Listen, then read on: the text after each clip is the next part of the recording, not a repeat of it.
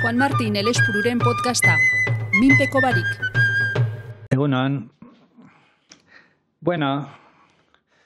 badakigu azken aldean, Ukraina, Rusia, gatazka hori, eta gainera horrek bere deribatuak baditu beste leku batzuetara, ez da. Eta orduan hori dela eta aurrekariak aztertzen saiatuko naiz eta mapen bidez. Ze gauzak ezin dira ulertu orain, pixka bat historia jakin barik, ez da? Orduan mapen bidez saiatuko naiz esplikatzen, nire ikuspegia baten, azken batean, hemen inor ez da guztiz objektiboa. Eta ulertzeko joan behar dugu 18. mendera. Piskat 18. mendera, eta imperio errusiarra zarren denborako piskat begiratzera, ze edadura zeukan, eta ze konkista egin zituen, eta abar, ze inbazio nahi baduzu. Eta 18. mendeko bigarren partean, bigarren 50 markadan, hor izan zen Pedro Lengua eta Katalina handia eta bar, eta garai hortan asko handitu zen imperio errusiarra. Hemen begiratu, hor ditugu Rusiarraz gain, gaur egun Ukraina, Moldavia, Bielorrusia, Lituania, Letonia, Estonia egon zirela, eta baita Georgia, Azerbaijan eta Armenia, Kaukasoko republikak ere, zertu imperio errusiarraren menpe egon zala. Eta pixkatia Asiara begiratzen baldin badugu,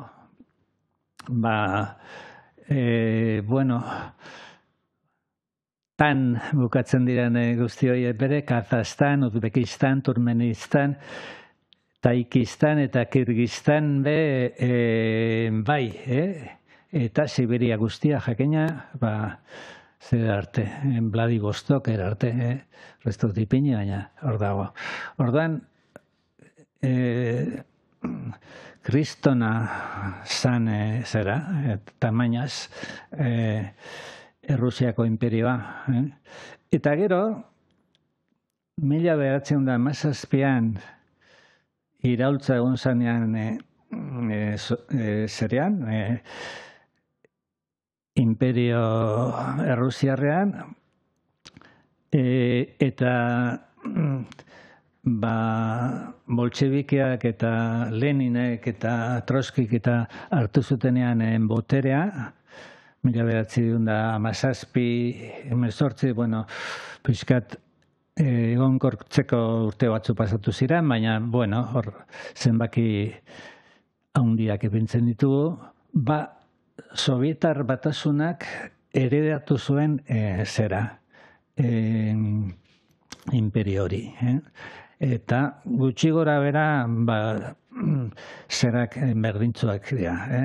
Mugak, Sovietar batasunak eta imperio errusiarrenak. Hemen daukagu. Sovietar batasuna hartzen zituen zerak, Rusiaz gain, Europako partearekin ari naiz, Asiako alde batera utzita, Bielorrusia, Ukraina, Georgia, Azerbaijan, Armenia, Crimea ere Rusia zen, garai hartan, gero ikusiko dugu, aldatu zala. Ze horretan, herrialde baltikoak, Estonia, Letonia eta Lituania, independenteak izan ziren, nahiz da aurreko sasoian, Imperio Errusiarraren eskutan egon.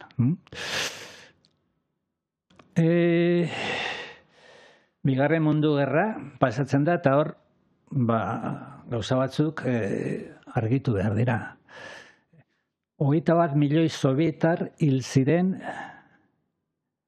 gerra horretan, gehienak soldaduak, baina baita populazio zibila ere, handia, 21 milioi, eta sobietar batasuneko 10% hil zen.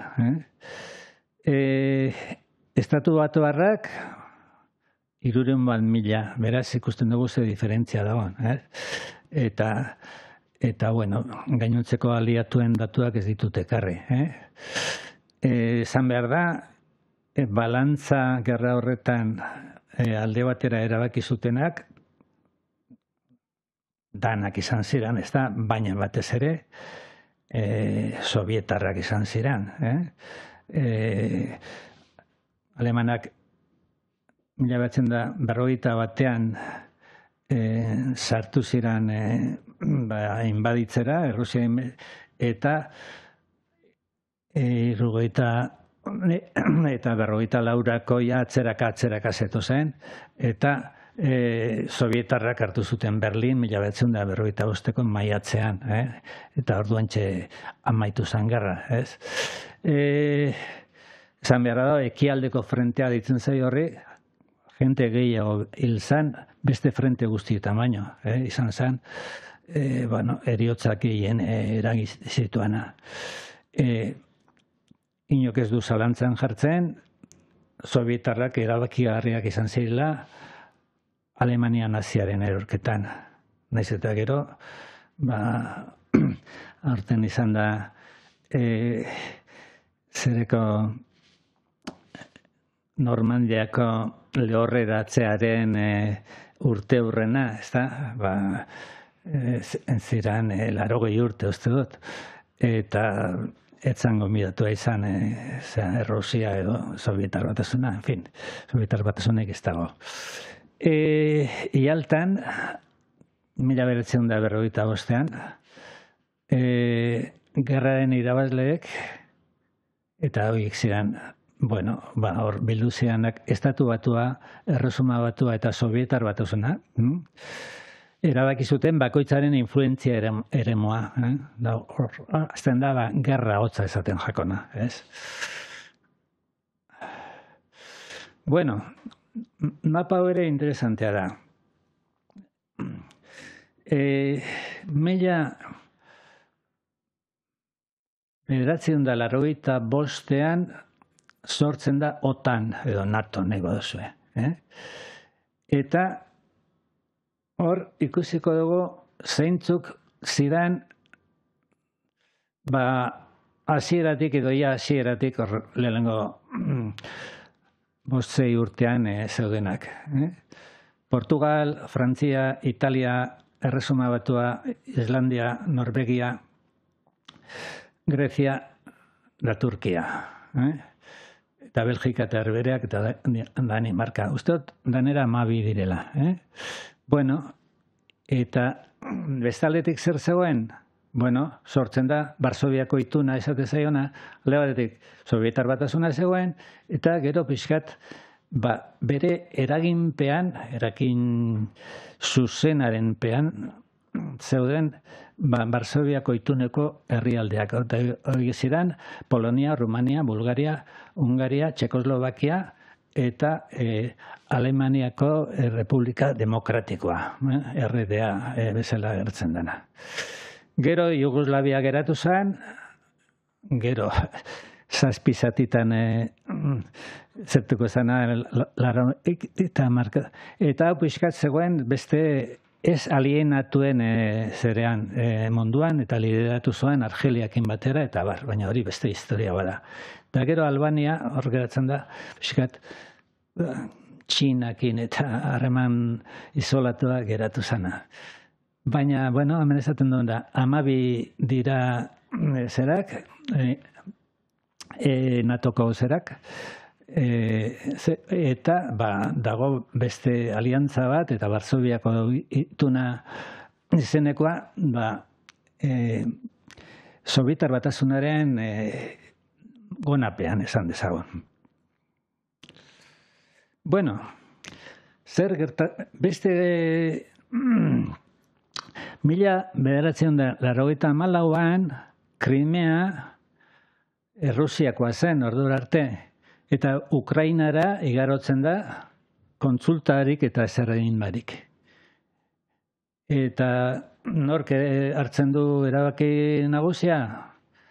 Nikita Khrushchev, orduko Stalinen ondorengo Sobietar Batasuneko burua, eta Ukrainiarra zen, eta arrazoi praktikoengatik erabaki zuten. Ez zegoen zubirik, artean Kercheko zubia ez zegoen, eta azpiegituren aldetik, eta baina jendea jarraitzen zuen bere burua Errusia hartza zertzen. Naiz eta hor ere gatazkak egon ziren, eta hor tartaroak ziren aurretik zeudenak, Errusiarrak baino lehenagotik, eta tartaren kontra ere sarraski batzuk egin zituzten Errusiarrak aurretik eta Sobietarrape bai gero. Bueno, 1981an, oso importantea da, Sobietar Batasuna desegiten da, barne kontra esanengatik, egin bat, eta estatu bakarra zena, Sobietar Batasuna, 14 estatu sortzen dira. Independente bihurtzen dira, guzti horiek, ez? Armenia, Georgia, Azerbaijan, Turkmenistan, Kazajstan eta guzti horiek, eta herrialde baltikoak eta danak. Bueno, baina hau da oso importantea. OTANek jarraitu egiten du izitzen, baina konpromisoa dago estatu batuen aldetik, eta hori ez dirudi sinatzera heldu zirenik, baina konpromisoa sendo hartu zuen Gorbatxofekin eta estatu batuetako enbajadoreak eta OTAN ekialderago ez eramateko. OTAN etzala Alemania baino ekialderago joango. Eta ikusten dugu, hau ez da asmazio bat, hau interneten sartu mazute, leku guztietan agertzen da. La promesa incumplida a la OTAN a la URSS de no expandirse más allá del este de Alemania. La URSS negoció con Estados Unidos la adhesión de Alemania unificada a la OTAN a cambio de no ensanchar su frontera oriental. Bueno, bete dau ez inondik inora. Kontua izan da, Errusia ikusi zuten makal, eta orduan, guazen Errusia,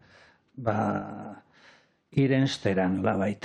Eta orduan, ikusten dugu hemen, inkorporazio berriak. Espainia sartzen da 1982an, lehendik bazeudenak hemen daude, baina ikusten dugu bi olatutan sartzen direla. 2009an, 1989an,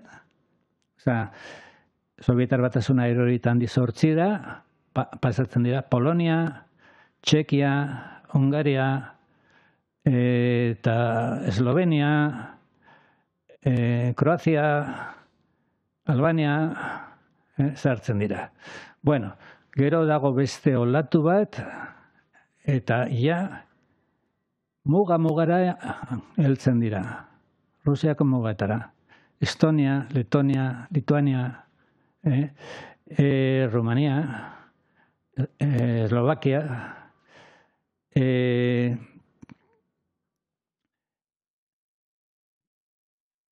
horrek esan nahi duan guztiakin, OTANeko baseak eta misilak Moskura edo San Petersburgora apuntatzen, baina etxeko atarian. Eta azkenengo zabalkundea izan da, Suedia 2024an, atzo, eta Finlandia 2023an, horiek izan dira azken biak, eta Ukraina eskatuta zuen, eta gerraren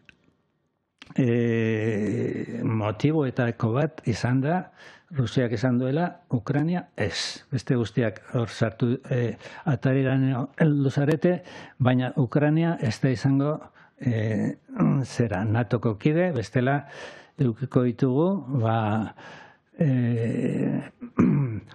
Moskutik oso kilometro gutxira edo Rusiatik atarian, euko ditugu misilak apuntatzen.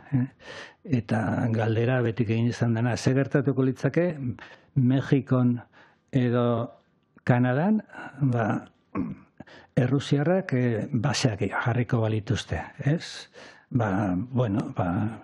Pentsatu.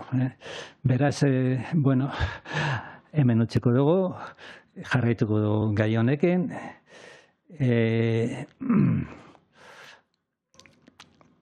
eta gero arte, beste bat arte.